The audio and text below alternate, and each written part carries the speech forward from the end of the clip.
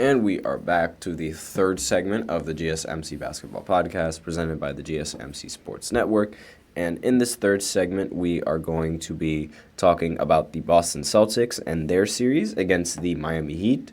So, obviously, as I mentioned before, on several occasions on the podcast, the Heat and the Celtics, they do have a lot of history, and there's no telling when the Miami Heat is going to sort of crawl up and beat a team just out of nowhere, unexpectedly.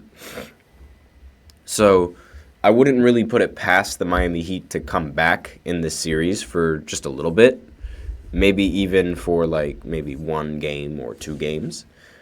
But as of right now, the Celtics are up 3-1 against the Miami Heat. And when you're up 3-1, that's essentially it's not as much of a death sentence as being up 3-0, because multiple teams have come back from 3-1 more than they've come back from 3-0. In fact, no team in the history of the NBA has ever come back from 3-0.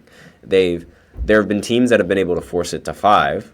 There have been teams that have been able to force it to 6. There have even been teams that have been able to force it to 7, the Boston Celtics being one of them, but there has never been a team that was able to close out that series in a comeback win to come back 4-3 from being down 3-0. So being down 3-1 is a much more, I guess you could say, reasonable comeback to sort of believe that it could happen, because it's just much more feasible. We've seen it happen way more times to sort of believe that there's a good enough chance that it could happen yet again. But given how good this Boston Celtics team really is, I don't expect it to happen anytime soon. I genuinely do not, because this team just seems way too good for anything that any of the Miami Heat players could throw at them. So right now the Celtics, they won the game 102-88, and obviously this was a very strong defensive game coming in from the Celtics, forcing the Miami Heat to shoot 9 for 33 from 3. So after that one good game from 3 that they had in game 2, they have been unable to repeat that, and since they've been unable to repeat that, it's sort of been the downfall of the Miami Heat. And the Celtics capitalize on that by making more three-pointers than the Miami Heat. They shot 14 of 37 from 3, so that's obviously much better when you're looking at how much they made, and percentage-wise as well. That's 10% better. Derrick White, he ended the game with 38 points, 4 rebounds, and 3 assists. Lionel Messi was also in attendance for this game, and he's going to leave the game thinking that Derrick White is the best player that the Celtics have, because 38 points, that is a very good performance coming in from Derrick White. He ended the game shooting 15 of 26 from the field and 8 for 15 from 3. And Jaylen Brown ended the game with 17 points, 5 rebounds, 2 assists, and 2 steals. Drew Holiday ended with 11 points, 6 rebounds, 6 assists. Jason Tatum ended with 20 points and 11 rebounds. And Porzingis ended the game with 7 points and 3 rebounds. However, here's the problem. Porzingis had to leave the game early because he got hurt. So there is a slight chance that he might not be available for the next game for the Celtics. And Jason Tatum, I believe he also got hurt from Bam Adebayo in a not when the game was going on. It was sort of outside of the play. And if I remember correctly, he was also sitting out for the remainder of the game. But there's also a slight chance that he might decide to take a little bit of a rest and sit out in game 5. But we'll see sort of like the injury reports and how that's going to look. But as of right now, it doesn't really seem like Kristaps is going to be available for this game. And I'm not entirely sure if Tatum will be available, but I'm more confident on Tatum being available than Kristaps being available if you are the Celtics. Now, if you are the Celtics, that was basically it in terms of scoring. Like, it was basically just the starting lineup doing the things that the starting lineup usually does. And their bench wasn't really that strong in this game. Al Horford played 34 minutes, but he only had 7 points. But he did get 8 rebounds. But those 7 points, I mean, he did end up shooting 3 for 5, so I guess he did fulfill his role good enough. But I would expect you to get a few more points if you're playing that many minutes, but I digress.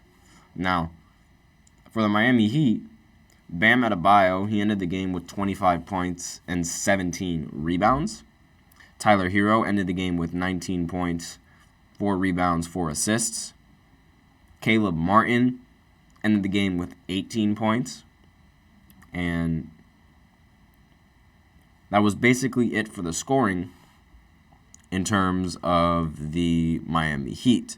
Corrido in the chat, he wants to ask a basketball question. Go right ahead, ask away.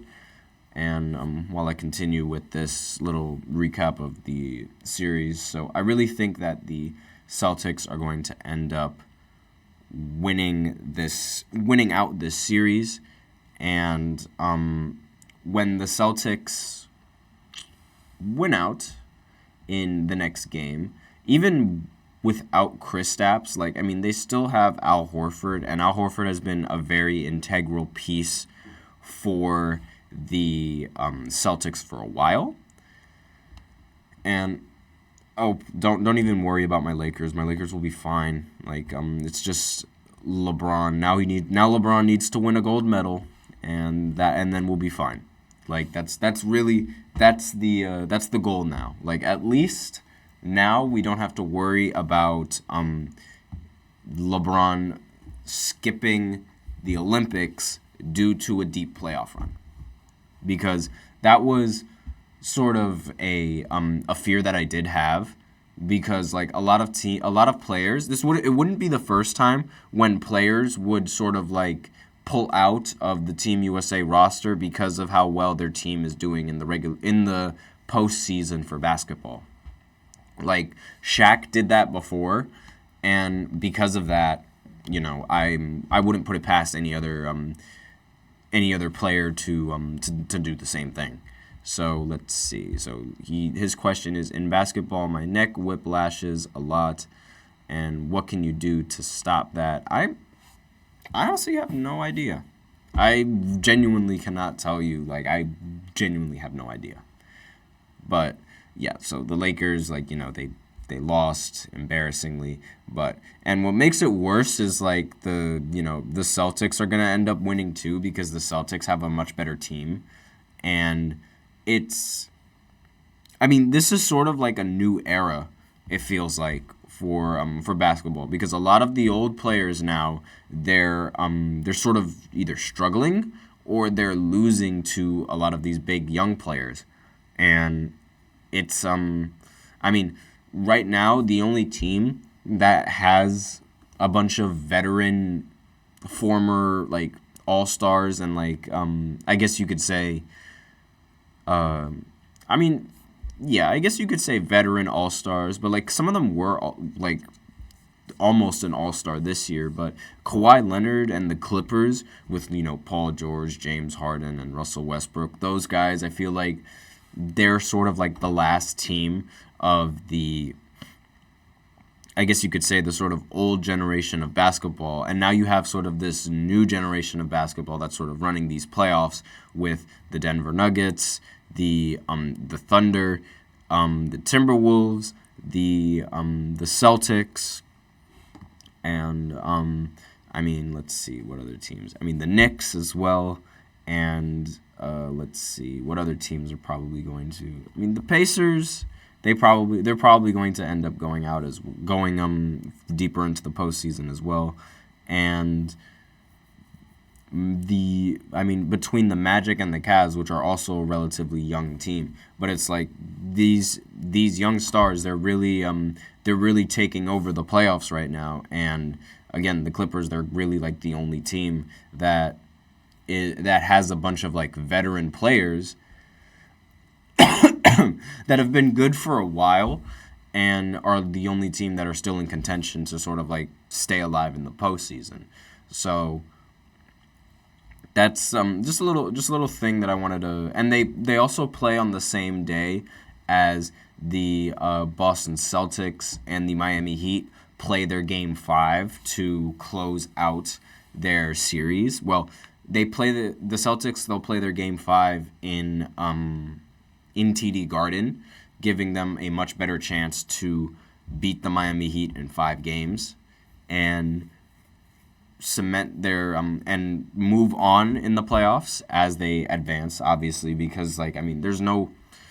I genuinely expected the Celtics to advance in this series. It's bound to happen. Again, we just really have to see the injury status with Jason Tatum and Kristaps Porzingis. But other than that, there's really I think there's nothing that the Celtics need to really worry about for this game and for the next game. And for the Miami Heat, it's really it's unfortunate that they didn't have their best player with in Jimmy Butler, because I really feel like Jimmy would have helped this team make the series a little bit more competitive. And I guarantee you a lot of it's kind of ironic how injuries are sort of the reason why both the Miami Heat and the Milwaukee Bucks can't find success in this postseason. Even though, there's a little bit of tension between the Bucks and the Miami Heat, simply because, the Miami Heat were expected to get Damian Lillard in the offseason, even though, but then, Damian Lillard was then traded to the Bucks in the offseason, and there's sort of been tension, and now that both players are injured, it's sort of this was unfair. Now it's both of those teams are going to have to try. They're most likely going to run it back again simply because of their injuries, and they obviously it's unfair to blow up the entire roster simply because not everybody was even on the entire roster when the playoffs were happening. So I don't expect the Miami Heat to blow up the roster yet again, but I do expect them to maybe get a little bit more help in the offseason for Jimmy. But that's basically all I have to talk about for this third segment. So now we will go ahead and go into the fourth segment, where I do a playoff preview of all of the playoff games that are going to happen tonight. There's going to be 3 playoff games that are happening, and 2 of those games are going to be elimination games. So I will be right back after this short break to talk about them, so stay tuned.